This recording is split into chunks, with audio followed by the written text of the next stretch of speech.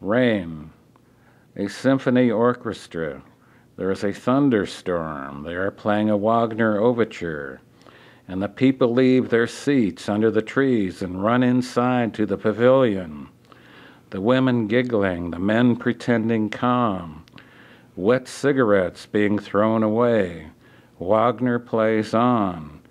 And then they are all under the pavilion. The birds even come in from the trees and enter the pavilion. And then it is the Hungarian Rhapsody No. 2 by Liszt. And it still rains, but look, one man sits alone in the rain, listening. The audience notices him. They turn and look. The orchestra goes about its business. The man sits in the night in the rain, listening. There's something wrong with him, isn't there? He came to hear the music. Okay? Mm-hmm. That happened. I wasn't there, but a friend of mine told me about it, and I figured, okay, 269. You like Wagner, and you like Schumann, right? I like Wagner, take away the voice parts. I like just the musical part. Okay. A radio with the guts. It was on the second floor on Coronado Street. I used to get drunk and throw the radio through the window while it was playing. And of course, it would break the glass in the window, and the radio would sit out there on the roof, still playing. And I'd tell my woman, "Ah, what a marvelous radio." The next morning, I'd take the window off the hinges and carry it down the street to the glass man, who would put in another pane. I kept throwing that radio through the window each time I got drunk, and it would sit out there on the roof, still playing. A magic radio, a radio with guts. And each morning, I'd take the window back to the glass man. I don't remember how it ended exactly, though I do remember we finally moved out. There was a woman downstairs who worked in the garden in her bathing suit, and her husband complained he couldn't sleep nights because of me. So we moved out, and in the next place, I either forgot to throw the radio out the window, or I didn't feel like it anymore. I do remember missing the woman who worked in the garden in her bathing suit. She really dug with that trowel, and she put her behind up in the air. I used to sit in the window and watch the sun shine all over that thing while the music played. See, when you give a reading to a large crowd, you just slur it out, you fuck up your lines, and you keep reading. This is a different story. This is harder. This is for the Library of Congress. Oh, shit. Yeah, but I mean, That's yeah. great. You'll probably do that later. This is much harder. Hey, fuck you, guy. I mispronounced the word. Too bad. They ate it up. These cats here, Jesus. Let's see. 270. 369. We're moving on. Skipped a lot of stuff. Didn't like it. Whoop, no, it's all right. Didn't like it as much. Just on one page, right? Yeah.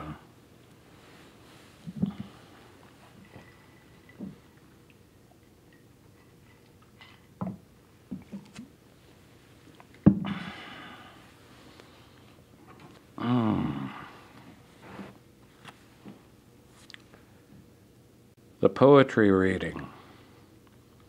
At high noon at a small college near the beach, sober, the sweat running down my arms, a spot of sweat on the table. I flatten it with my finger. Blood money, blood money. My God, they must think I love this like the others. but it's for bread and beer and rent, blood money. I'm tense, lousy, feel bad. Poor people, I'm failing. A woman gets up, walks out, slams the door. A dirty poem. Somebody told me not to read dirty poems here. It's too late. My eyes can't see some lines. I read it out. Desperate, trembling, lousy. They can't hear my voice, and I say, I quit. That's it. I'm finished. And later in my room, there's scotch and beer, the blood of a coward. This, then, will be my destiny, scrabbling for pennies in dark, tiny halls, reading poems I've long since become tired of. And I used to think that men who drove buses or cleaned out latrines or murdered men in alleys were fools. Okay? It was terrific. All right. That was great. I felt behind that one. That was great. Makes me think of tonight. Now.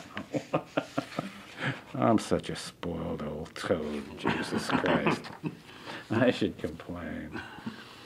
2 acres in the driveway, a swimming pool. I'm bitching like an old. Oh, well. Mm-hmm. Oh, 370? Mm-hmm. Mm-hmm. Beer from Germany? Beer from Germany? Well, yeah. I get letters, and stuff. Nothing really exciting. I hear they're having hard times over there. Right-wingers are really ripping up. But who knows? Okay. Short order. I took my girlfriend to your last poetry reading, she said. Yes, I asked. She's young and pretty, she said. And I asked. She hated your guts.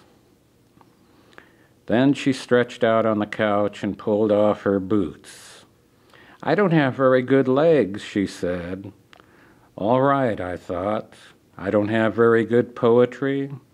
She doesn't have very good legs. Scramble, too.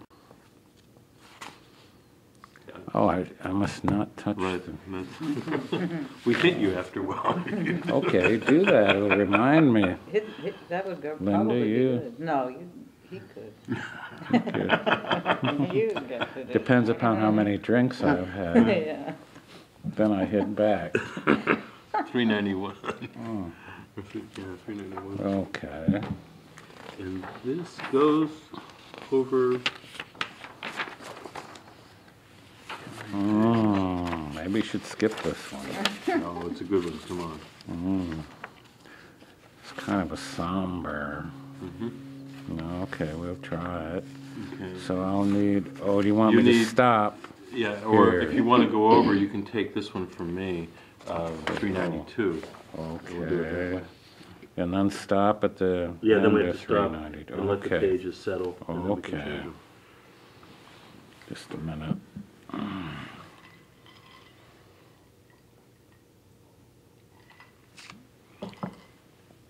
After about 3 or 4 bottles of beer, I'll really feel like reading and You'll it'll want all to be start all over. over again. Hey. Oh, she knows me. I'll be hot and say, God, the night's just beginning. No.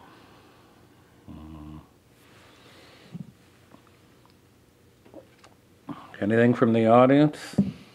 Fuck you, Bukowski. Okay.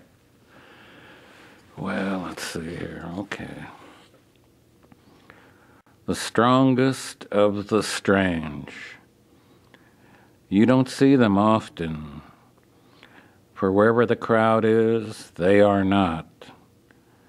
These odd ones, not many, but from them come the few good paintings, the few good symphonies, the few good books and other works, and from the best of the strange ones, perhaps nothing. They are their own paintings, their own books, their own music, their own work. Sometimes I think I see them, say a certain old man sitting on a certain bench in a certain way, or a quick face going the other way in a passing automobile. Or there's a certain motion of the hands of a bag boy or a bag girl while packing supermarket groceries. Sometimes it is even somebody you've been living with for some time. Sometimes it is even somebody you've been living with for some time. You will notice a lightning quick glance never seen from them before. Sometimes you will only note their existence suddenly in vivid recall, some months, some years after they are gone.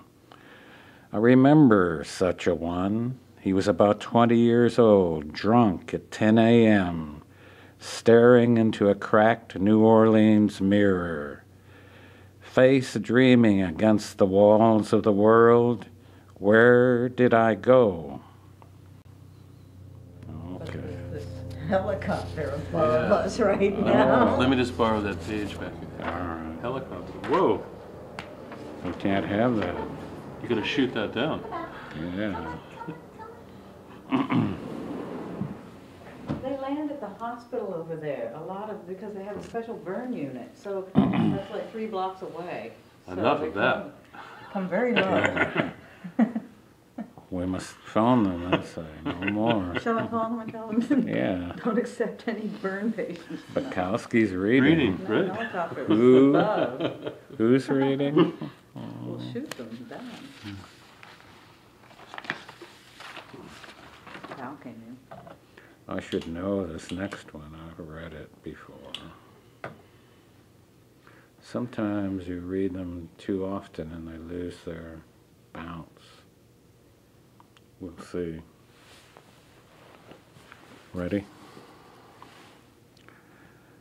The last days of the suicide kid.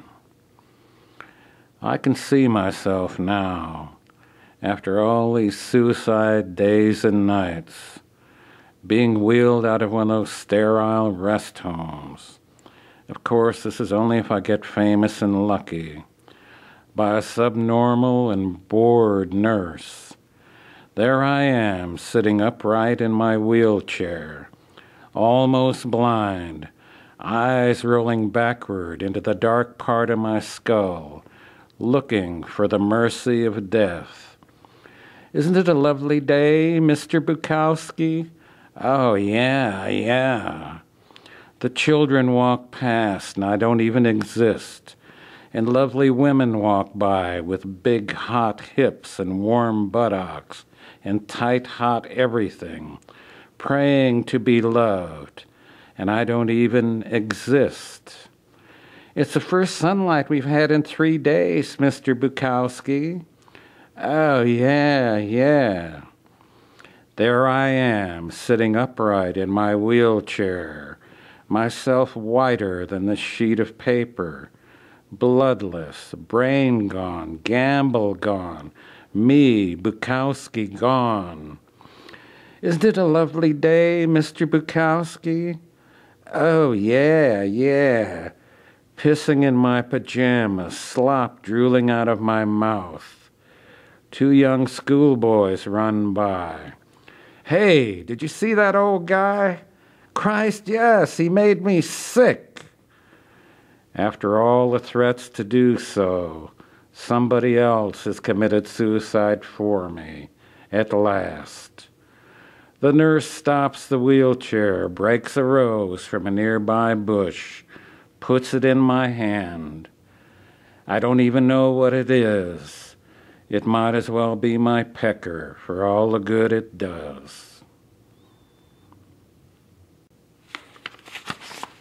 I think I heard you read that poem before I even met you. I used to go to all of his readings before I ever met him for years. And I remember hearing that, and then hearing it on a recording before I met him. I kind of favor that. I like that poem, yeah. It's kind of terrifying when you really think about it, but you always figure it's not going to happen. Well, should we We're all set. keep working? Yeah. Okay.